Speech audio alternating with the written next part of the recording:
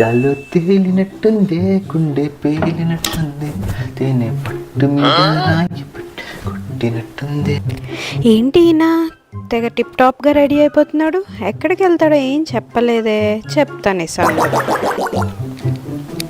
ఏంటి బంగారం తెగ స్మార్ట్గా రెడీ అయిపోతున్నావు? ఎక్కడికేంటి?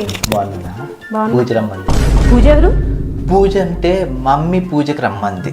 అవునా, సరే అయితే వెళ్ళు. అమ్మయ్యా బతికిపోయాను. బంగారం వెళ్ళొస్తాను, బాయ్. ఉండు, నేను వస్తున్నాను. నువ్వెక్కడికి వెళ్తున్నావు? పూజ రమ్మంది కదా, అదే పూజకి రమ్మని మమ్మీ చెప్పింది కదా. ఇదేంటి వస్తానంటుంది, ఏదో ఒకటి చేసి ఆపాలి. అయినా పూజకి ఎవడైనా బ్లాక్ సారీ కట్టుకుని వెళ్తాడా? మరి నువ్వు బ్లాక్ షర్ట్ వేసుకోలేదా? నీకు నాకు మ్యాచింగ్ ఉంటుందని బ్లాక్ సారీ కట్టుకున్నాను. అంతేగా అంతేగా. నేను వేసుకోవడం వేరు, నువ్వు వేసుకోవడం వేరు, అది కూడా తెలియదా నీకు? సరే మార్చుకొని వచ్చినా. అబ్బా వదిలేలా లేదే. ఏం వద్దులే, ఉండిపోదాం. ఇంత కష్టపడి పూజకి రెడీ అయితే వద్దంటావా? సర్లే పూజకి వద్దు కానీ అలా సినిమాకి వెళ్ళి షాపింగ్ చేసుకొని వద్దాం పదా. అమ్మో పూజ పూజ అని 10 సార్లు అంటుంది, ఎందుకు వచ్చింది? సరే పద వెళ్దాం.